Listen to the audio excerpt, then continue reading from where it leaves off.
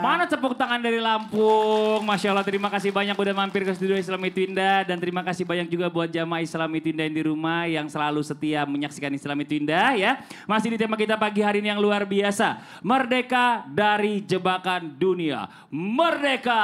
Hehehe. Sebelum kita lanjut, kita lihat dulu sebuah video tayangan lagi ya tentang dosa yang dianggap remeh. Nah ini banyak nih dosa yang dianggap remeh. Ini coba kita lihat tayangannya. Ini dia. Ya. Jadi bicara masalah tentang dosa itu bukan cuma dosa besar. Tapi ada juga yang namanya dosa-dosa kecil. Saking meremehkan dosa-dosa kecil, akhirnya seolah-olah dosa itu dianggap jadi biasa. Nah itu dia, nauzubillah summa nauzubillah, membahayakan kita semua. Nah pertanyaan kita, bagaimana kita bisa sepenuhnya merdeka dari jebakan iblis yang menganggap dosa-dosa kecil ini. Atau mungkin menganggap remeh dosa-dosa kecil, akhirnya kita anggap ringan dan nggak nyangka kita terjebak malah jadi dosa besar. Nauzubillah summa nauzubillah. Silakan jawabannya Ustazah Nada. Tepuk tangan buat Ustazah Nada. Masya Allah, terima kasih Kak Fadli, izin Habib Usman, Ustadz Syam. Bismillah, walhamdulillah, assalamualaikum warahmatullahi wabarakatuh. Alhamdulillah, alhamdulillahi rabbil alamin, wassalatu wassalamu ala sayyidina Muhammadin. Wa ala alihi wa ashabihi ajma'in amma ba'du. Rabbi syurah li sadri wa yassir li amri wahlul uqdatam min lisani yafqahu qawli. Amin ya rabbal alamin. Jamaah sekalian, dosa ada yang besar, ada yang kecil. Ini hati-hati ya. Jebakan yang ketiga adalah yaitu ketika iblis memberi tawaran dosa-dosa kecil. Ketika dosa yang besar itu bisa dihindari. Ada orang yang bisa meninggalkan dosa-dosa yang besar. Tapi ternyata iblis setan selalu menggoda manusia. Yuwaswisu fi sudurin nas. Membisikkan di hatinya manusia untuk mudah melakukan dosa-dosa yang kecil. Memang pada umumnya manusia itu tuh suka melakukan sebuah kesalahan. Cuma terkadang manusia meremehkan dosa-dosa yang kecil. Dan dikhawatirkan dosa kecil itulah yang akhirnya kita terjebak pada sesuatu kemaksiatan atau dosa yang lebih besar lagi. Kita sering mendengar bahwa tidak ada dosa yang besar ketika sudah beristighfar kepada Allah. Sudah memohon ampun kepada Allah. Pun tidak ada dosa kecil apabila dilakukan terus menerus. Jadi kalau ada orang yang melakukan dosa besar kemudian dia bertobat, beristighfar dengan taubat-taubatan yang nasuha, taubat yang sesungguh-sungguhnya, maka hilanglah dosa besar tersebut. Tapi ketika ada orang yang meremehkan dosa yang kecil, sedikit, cuma ini kok, cuma bohong kok, cuma mohon maaf tadi, cuma pacaran kok, naudzubillah, cuma ghibah kok, cuma memandang sesuatu yang bukan semestinya, mendengarkan sesuatu yang bukan semestinya, dosa-dosa kecil mudah dia kerjakan dan dia lupa memohon ampun kepada Allah, dikhawatirkan dosa itu menjadi jebakan buat kita sehingga kita terselimuti dengan sebuah kesulitan di dunia. Bukan hanya di dunia, kelak nanti pun juga kita akan sulit di negara akhirat. Di negeri akhirat kita akan senantiasa mendapatkan segala kesulitan. Kenapa? Karena semua akan ada pertanggungjawabannya. Jamaah sekalian, dosa kecil inilah yang semestinya harus kita waspadai.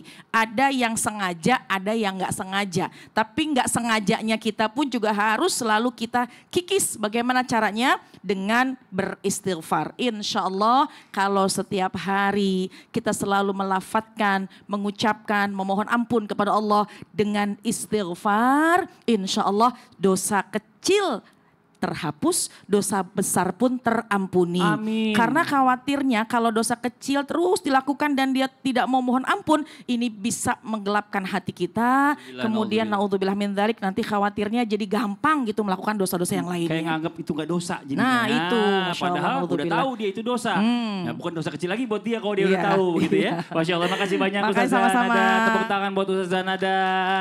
Jamaah. Yang berikutnya benar gak sih sekarang itu jebakan dunia yang makin merajalela dan kita harus merdeka darinya adalah salah satunya disebarkan oleh iblis dan bala tentaranya, yaitu sibuk dengan ibadah utama tapi melupakan hal kemanusiaan yang padahal sebenarnya itu juga ibadah. Pertanyaannya, bagaimana kita merdeka dari jebakan ini? Kita tanya sama Habib Usman. Mohon izin Bib, tepuk tangan buat Habib Usman. Ya akhir Mas Fadli, Ustaz Syam, Ustazah. Bismillahirrahmanirrahim. Allahumma salli ala sayyidina Muhammad wa ala ali sayyidina Muhammad. Jebakan yang keempat ini adalah tawaran sibuk dengan ibadah utama. namun melupakan ibadah yang lebih utama. Inilah jebakan halus daripada tipu daya iblis yang menjerumuskan, yang menghancurkan manusia untuk berada di dalam sebuah kesesatan. Manusia sibuk berzikir, ingat kepada Allah, namun melupakan tetangganya. Yang kelaparan, yang kemiskinan, sebagaimana Allah berfirman dalam Al-Quran, Ara'aital ladzi yukadzibu bid-din, fadzalikal ladzi yad'ul yatim, wa la yakhuddu 'ala ta'amil miskin, fawailul lil musallin, alladzina hum an salatihim sahun, alladzina hum yura'un wa yamna'unal ma'un. Mereka salat benar, tapi mereka tidak mau menyantuni anak yatim, nggak mau zakat, dia nggak mau sedekah. Dia melupakan hablum minan nas, sehingga ada dalam hadis dijelaskan ada satu wanita yang dimana wanita tersebut taat kepada Allah, dia berpuasa, dia sholat, tetapi lisannya menyakiti tetangganya, lisannya menghina tetangganya, lisannya selalu berkata-kata yang tidak baik terhadap tetangganya. Sedangkan dijelaskan oleh Rasulullah SAW bahwasanya apa? Siapa orang yang beriman kepada Allah Subhanahu wa taala dan beriman kepada hari akhir, maka dia harus memuliakan siapa? Tetangganya. Man kana yu'minu billahi wal yaumil akhir falyukrim jarahu. Kalau dia muliakan tetangganya, ini perintahnya Rasulullah SAW. Dia nggak muliakan perempuan itu, bahkan dihina, dicaci, dimaki, dan sakit hati tetangganya. Hablum minan nas hancur. Maka apa kata Rasulullah SAW? Rasulullah dengan sabdanya, maka dia finnar, dia berada di dalam nerakanya Allah Subhanahu wa taala. Inilah daripada gangguan iblis. Manusia melupakan perbedaan kecil dalam ibadah, sedangkan persatuan dalam kehidupan sosial mereka terlupakan. Oleh karena itu, bertakwalah kepada Allah, dekatkanlah diri kepada Allah Subhanahu wa taala. Ikutilah Rasulullah SAW. Sebagaimana kita mengikuti Rasulullah, kita akan selamat. Apa yang dijelaskan oleh baginda Nabi Muhammad SAW dan juga dijelaskan oleh guru-guru kita. Agar apa? Hablum minallah, hablum minan nas, khairun nas anfa'uhum linnas. Sebaik-baiknya manusia bermanfaat kepada manusia yang lain. Kita di dunia ini adalah makhluk sosial. Kita manusia harus berinteraksi kepada yang lainnya. Berbuat baiklah kalian. Jangan sampai kalian masuk neraka karena lidah kalian. Terima kasih banyak Habib. Tepuk tangan buat Habib Usman. Sekarang kita lanjut, waktu kita mau kasih kesempatan jamaah buat bertanya sama guru-guru kita. Tapi sebelumnya kita masuk dulu ke segmen Tanya Dong Ustadz. Kami semua tanya dong Ustadz. Yang mau bertanya boleh silakan angkat tangannya. Masya Allah, yang mana ini? Sebelah sini Ibu, boleh Ibu? Iya, dekat Ustazah Nada boleh. Sini Bu, sebelah sini. Ya. Assalamualaikum warahmatullahi wabarakatuh. Waalaikumsalam warahmatullahi wabarakatuh. Saya Asnandari dari Majelis Taklim Nurul Huda, Tanggamus, Lampung. Tepuk tangan buat Ibu, Masya Allah, dari Lampung. Mau nanya apa Ibu? Tentang nasihat untuk kami perempuan atau para istri, kalau ada suami yang berbuat kasar bahkan sampai berbuat KDRT, apakah istri harus tetap bertahan demi anak atau boleh memilih merdeka dari rumah tangga seperti itu? Apakah itu juga termasuk merdeka dari jebakan dunia? Dari jebakan dunia. Tapi kalau nggak punya suami, merdeka nggak Bu? Nggak enak ya Bu sebenarnya.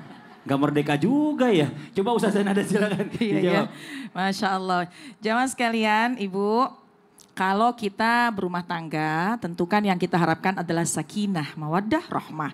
Ketenangan, kedamaian, saling cinta, saling memberikan kenyamanan ya. Tapi kalau dalam rumah tangga itu sudah saling menyakitkan, maka bukanlah itu rumah tangga yang harus dipertahankan. Akan tetapi ini yang pertama, bahwa kita harus dan bahkan wajib merdeka ketika kita menjalankan rumah tangga. Kalau sudah ada kekerasan dalam rumah tangga, apabila sudah mengancam jiwa, kalau kita tidur gelisah, kemudian kalau kita sudah mohon maaf nih misalnya ini wajah kita babak belur, udah dipukulin dan lain sebagainya, maka wajib kita memerdekakan diri kita dengan cara apa? Kita melapor kepada yang semestinya. Kemudian bagaimana mempertahankan aja deh, kemudian biar aja deh begini juga yang penting anak terjaga atau anak terjamin. Justru nanti ada mentalnya anak juga yang harus kita merdekakan agar tetap selalu dalam keadaan yang aman dan baik-baik aja ya. Semangat. Oke, itu dari Ustazah Nada, dari Habib Usman silakan ditambahkan. Bismillahirrahmanirrahim. Allahumma shalli ala sayyidina Muhammad wa ala ali sayyidina Muhammad.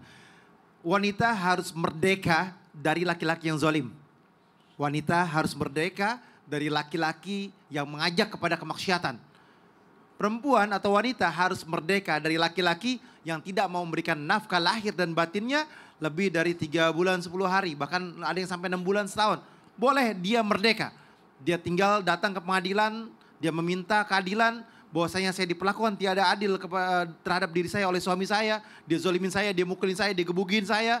Maka saya berharap mendapatkan kemerdekaan yang hakiki. Kemerdekaan hakiki adalah mereka berharap, ya Allah ini ujian hidup saya pindah kepada yang lebih baik lagi dan berharap Allah ridho kepada saya dan Allah sayang sama saya. Tapi ingat, kalau tanpa sebab ini yang berbahaya.